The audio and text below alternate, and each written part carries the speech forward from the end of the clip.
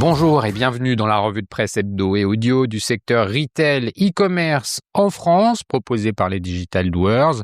Nous sommes le 20 mars. Après le résumé de l'actualité, je vous propose 4 articles cette semaine. Agent conversationnel dans le retail, pourquoi il ne crée de valeur que connecté aux données, à lire sur MC Factory. Taxe aux petits colis, comment l'e-commerce asiatique esquive la règle, à découvrir sur e-commerce mag. Faux colis, l'arnaque SMS dopée à l'IA devient redoutable, à découvrir sur Siècle Digital. Et enfin, agent IA ou humain, le projet World de Sam Altam veut certifier chaque achat en ligne avec Agent Kit, à lire sur Usine Digitale. Je vous le rappelle, sur le site lesdigitaldoers.com, vous avez accès à une revue de presse éditée sur LinkedIn et qui rassemble les articles publiés dans la semaine sur les sites de news de notre écosystème. Vous pouvez vous y abonner pour recevoir chaque vendredi un digest de l'actualité dans votre boîte email. De cette revue de presse, je vous lis sans interprétation une sélection de quelques articles qui m'ont semblé pertinents à partager. Je vous souhaite donc une bonne écoute, évidemment, toujours sans coupure. En synthèse de l'actu cette semaine, plusieurs articles mettent en lumière des évolutions déjà majeures et concrètes du commerce sous l'effet combiné de l'IA, de la pression concurrentielle et des tentatives de régulation.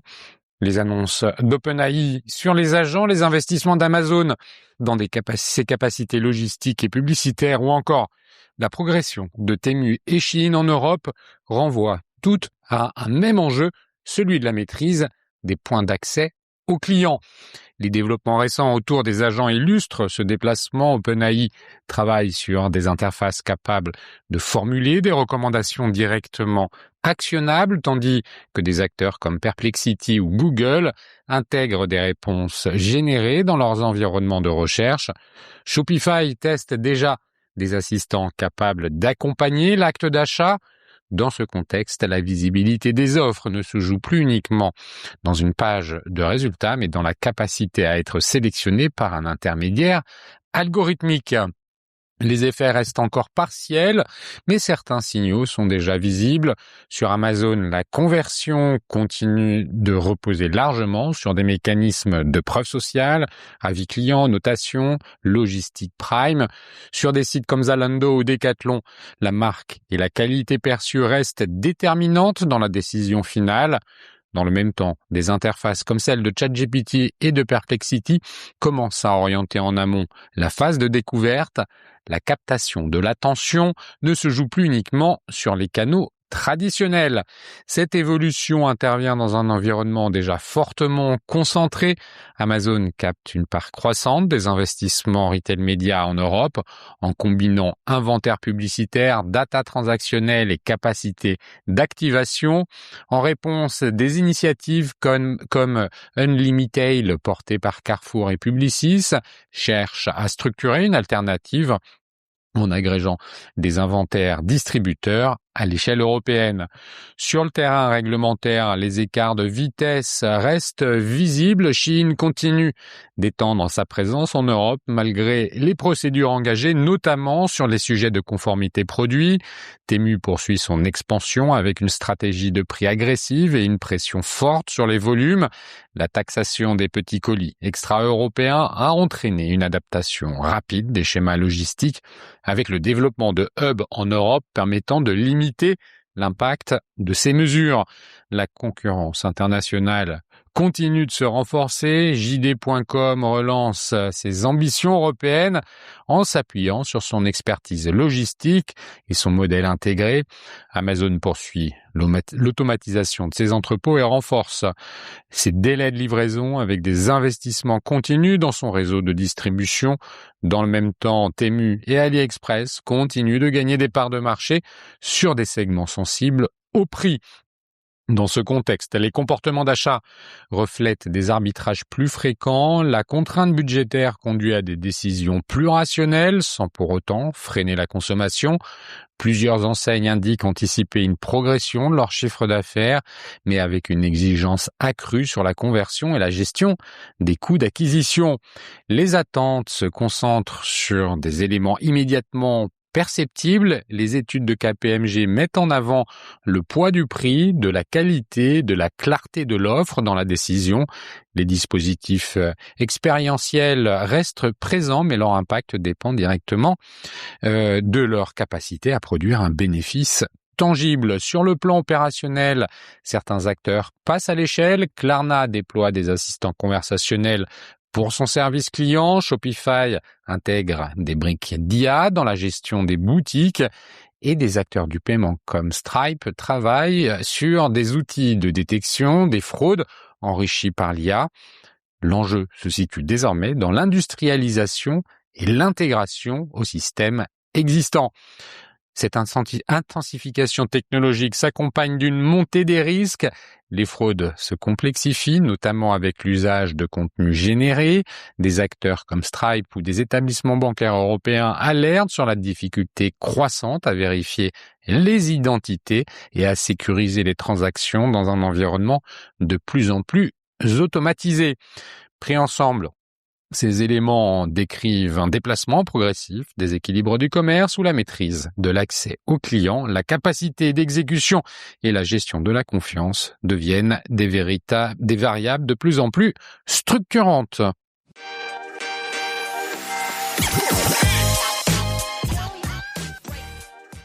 Agent conversationnel dans le retail, pourquoi il ne crée de valeur que connecté aux données, à lire sur mcfactory.fr en date de 19 mars.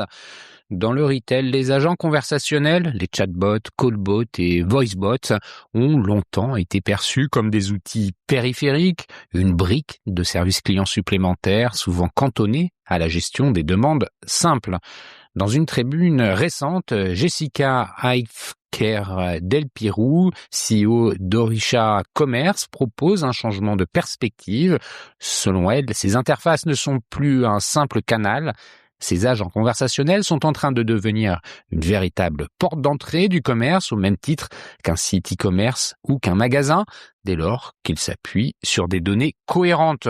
Une lecture qui s'inscrit dans une évolution stratégique du retail où la qualité de l'expérience ne se joue plus uniquement dans le parcours d'achat, mais dans la capacité à répondre de façon permanente au moment de contact avec le client.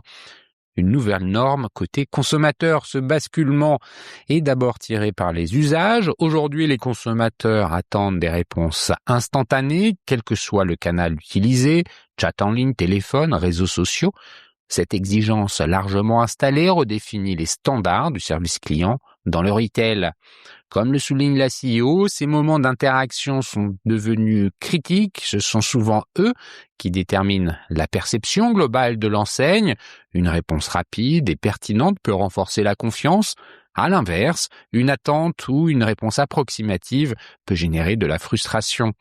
Les agents conversationnels s'imposent donc progressivement comme des points de contact stratégiques, non plus comme un simple canal supplémentaire, mais comme des interfaces capables d'absorber une part croissante des interactions et surtout d'influencer directement la satisfaction client. De la qualité de réponse à la capacité d'agir. Mais c'est précisément là que se situe, selon Jessica Del-Pirou, la principale limite des dispositifs actuels.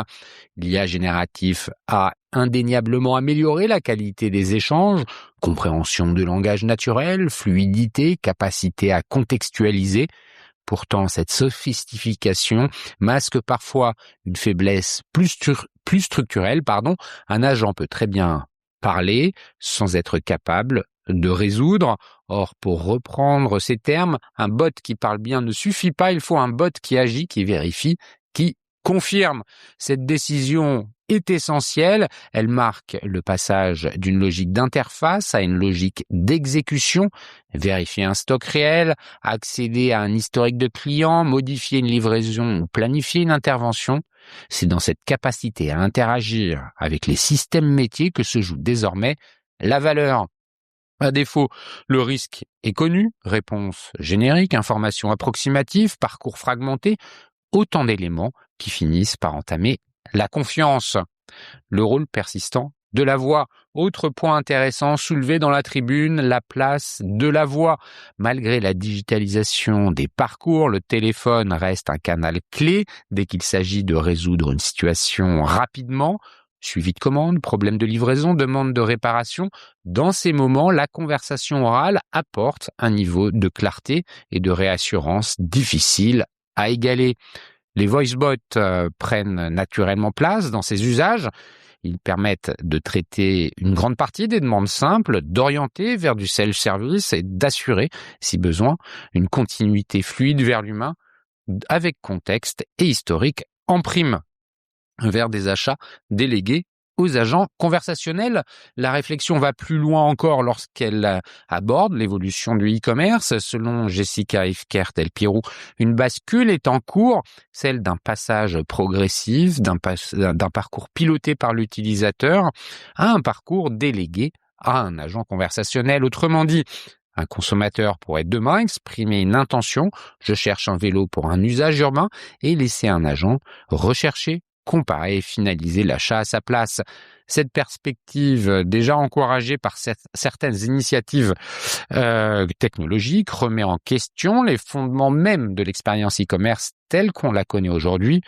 Google pousse cette logique avec l'Universal Commerce Protocol, soutenu notamment par Walmart et Shopify, pour standardiser le dialogue entre agents et systèmes marchands. L'enjeu est simple, rendre l'achat fiable, interopérable et activable de bout en bout. Le point de bascule, la donnée unifiée. Cette transformation repose sur un socle souvent sous-estimé, la qualité et l'unification de la donnée. En effet, pour que la conversationnel tienne ses promesses, il doit être connecté en temps réel à l'ensemble des briques du système d'information, CRM, gestion de commande, catalogue produit, stock, données magasins, historique client.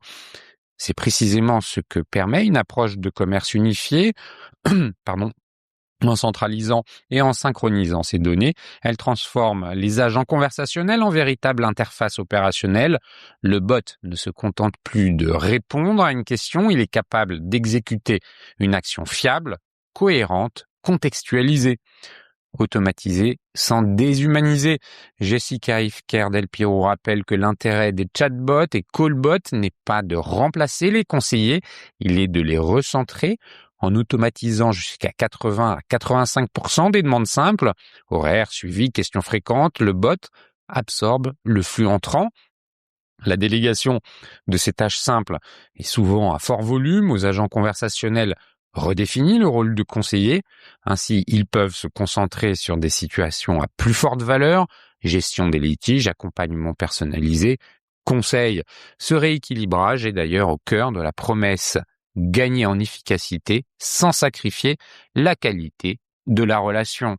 Les conditions de réussite. Comme l'explique Jessica Ifker Del Pirou, la performance des agents conversationnels repose d'abord sur une condition clé. S'appuyer sur une donnée unifiée et fiable, c'est la condition sine qua non pour que les bots accèdent à une source unique et de référence avec stock consolidé, commande omnicanal, données clients historiques ou services. Cette architecture transforme les bots en véritables fronts conversationnels. Ils ne se contentent plus de répondre, ils exécutent des actions métiers fiables et cohérentes. Et elle recommande, pour passer du concept à l'impact, une méthode suffit, démarrer par 2 ou 3 cas d'usage à fort volume, cartographier les systèmes à connecter, définir les règles d'escalade vers l'humain, former les équipes à reprendre le fil, mesurer et améliorer en continu, taux de résolution NPS post-contact, temps moyen de traitement, impact sur le churn. Ainsi, les agents conversationnels deviennent une porte d'entrée intelligente capable d'agir en temps réel et de rendre la relation plus cohérente, plus rapide, plus rassurante.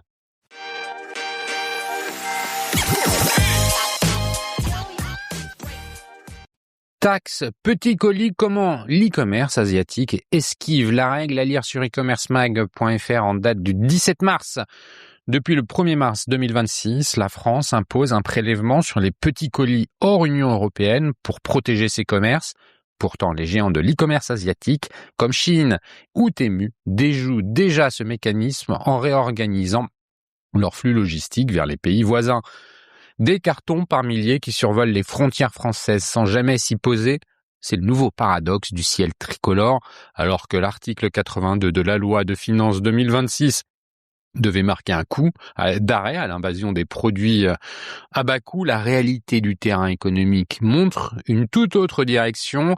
L'agilité logistique semble avoir pris de vitesse la régulation française, les plateformes ayant activé des solutions de repli en un temps record.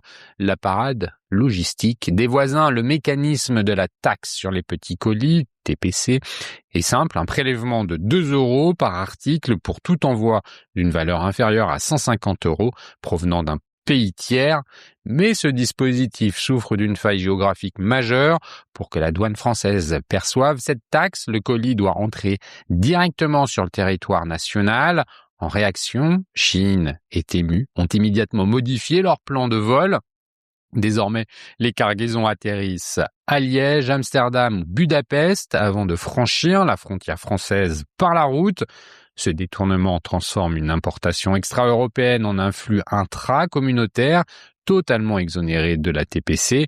En somme, les grands sites marchands asiatiques ont simplement déplacé le curseur pour préserver leur marge. Un impact immédiat sur le fret national. Et oui, les conséquences de ce contournement ne sont pas seulement fiscales, elles sont industrielles. Les infrastructures aéroportuaires françaises subissent de plein fouet ce changement de cap. Selon le groupe ADP, une 50aine de vols cargo hebdomadaires ne se posent plus à Paris-Charles de Gaulle depuis la mise en œuvre de la mesure. Une réorientation des hubs qui menacent l'emploi local français. Sur certains aéroports, l'inquiétude grandit face à la baisse brutale de l'activité de fret.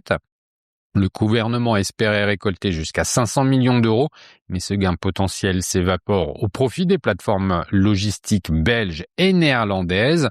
En voulant taxer le flux, la France a pour l'instant surtout déplacé la pollution et les revenus douaniers chez ses voisins.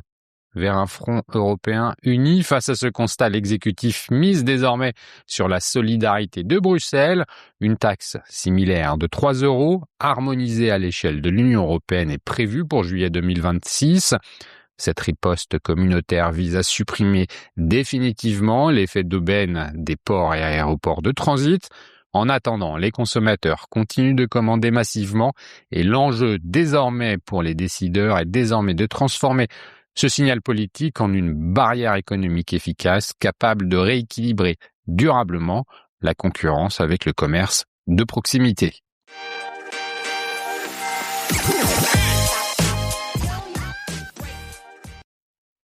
Faux colis, l'arnaque SMS d'Opealia devient redoutable, à lire sur siècledigital.fr en date du 18 mars. Si l'arnaque aux faux livreurs n'est pas nouvelle, elle franchit aujourd'hui un cap technologique. Depuis quelques jours, de nombreux Français signalent la réception de SMS frauduleux particulièrement convaincants, accompagnés d'images générées par intelligence artificielle. Une évolution qui illustre la manière dont les cybercriminels s'approprient les outils d'IA pour perfectionner leurs méthodes.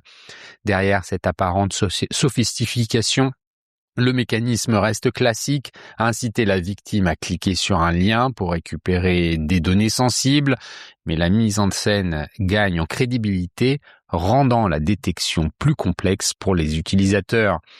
Des photos de colis personnalisés grâce à l'IA. Le scénario est bien rodé, la victime reçoit un SMS indiquant qu'un colis n'a pas pu être livré car trop volumineux dans sa boîte aux lettres et elle est alors invitée à reprogrammer la livraison via un lien. Mais la nouveauté réside dans l'ajout d'une image censée représenter le colis en question, générée par IA. Cette photo montre un colis avec le nom et parfois l'adresse de la victime visible sur l'étiquette. Dans quelques exemples diffusés sur X, on voit même que le logo du transporteur, comme Mondial Relais, apparaît pour renforcer l'illusion. Cette personnalisation repose notamment sur des données personnelles récupérées lors de fuites massives ces dernières années, car en croisant ces informations avec des outils de génération d'images, les escrocs parviennent à produire des visuels crédibles en quelques secondes. Avec cette démarche, l'objectif est d'instaurer un climat de confiance suffisant pour pousser l'utilisateur à cliquer sans réfléchir. Un piège toujours basé sur le phishing bancaire. Une fois le lien ouvert, la victime est redirigée vers un faux site imitant celui du transporteur. À ce moment, elle est invitée à choisir un nouveau créneau de livraison ou un point relais, moyennant de prétendus frais. C'est à ce moment que l'arnaque se concrétise, car les informations bancaires demandées ne servent pas à payer une livraison. Dans certains cas, les détails peuvent ensuite être utilisés dans des escroqueries plus élaborées, comme celle du faux conseiller bancaire. Comment détecter ces tentatives de phishing ? Malgré ce niveau de sophistication, certains indices permettent encore de repérer la supercherie. En effet, les transporteurs comme Mondial Relais ne contactent pas leurs clients via des numéros mobiles classiques, commençant par 06 ou 07, et n'envoient jamais de photos personnalisées de colis.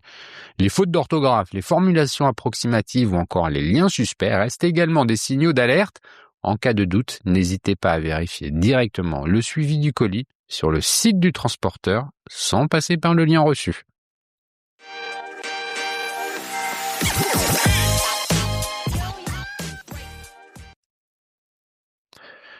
Agent IA ou humain, le projet World de Sam Altam veut certifier chaque achat en ligne avec Agent Kit, à lire sur usinedigital.fr en date du 18 mars.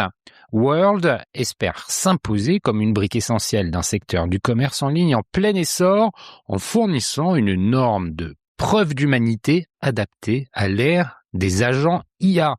À l'échelle mondiale, le commerce en ligne continue de battre des records. Le marché devrait dépasser les 5 300 milliards de dollars en 2026 avec une croissance estimée de 8,6%.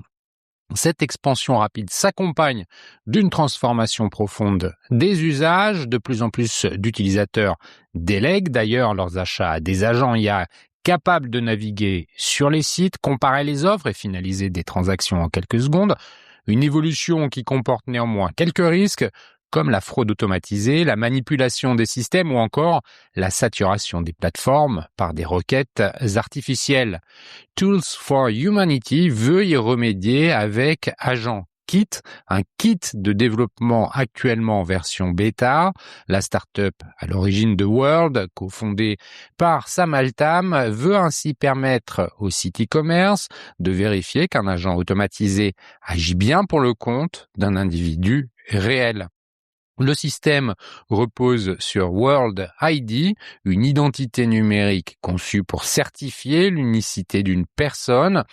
La version la plus sécurisée de cet identifiant est obtenue via un scan de l'iris à l'aide d'un outil Orb qui génère un code biométrique unique et chiffré. Une intégration avec les paiements automatisés. Agent Kit ne fonctionne pas seul, il s'appuie sur le protocole X402 développé notamment par Coinbase et Cloudflare. Ce standard permet à des programmes d'effectuer des transactions en ligne de manière autonome, sans intervention humaine à chaque étape. En combinant vérification d'identité et paiement automatisé, World propose ainsi une infrastructure complète pour encadrer le commerce piloté par IA. Les sites peuvent alors décider d'accepter, de refuser ou de surveiller certaines transactions en fonction du niveau de confiance accordé à l'agent.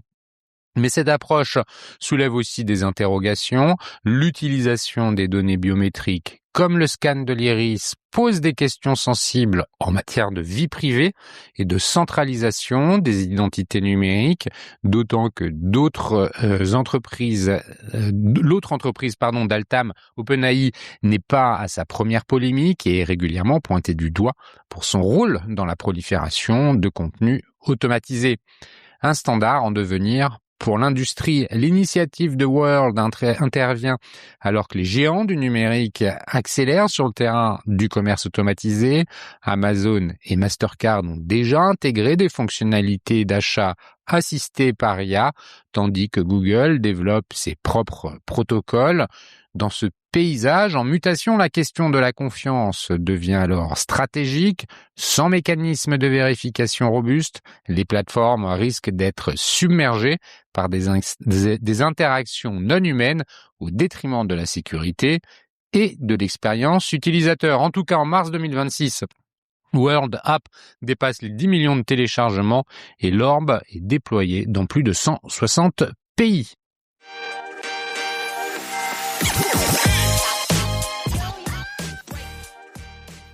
Et voilà, c'est fini pour cette semaine. Merci de m'avoir écouté. N'oublie pas de vous abonner à la revue de presse sur le site lesdigitaldoers.com. Si vous aimez l'exercice de cette revue de presse Retail e-commerce dans sa vision audio, n'hésitez pas à me le faire savoir en m'envoyant des messages sur LinkedIn et mieux encore en la faisant connaître autour de vous.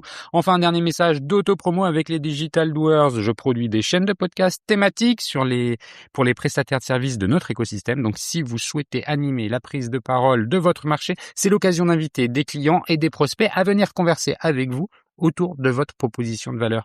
Vous êtes intéressé, alors contactez-moi. D'ici là, portez-vous bien et à la semaine prochaine.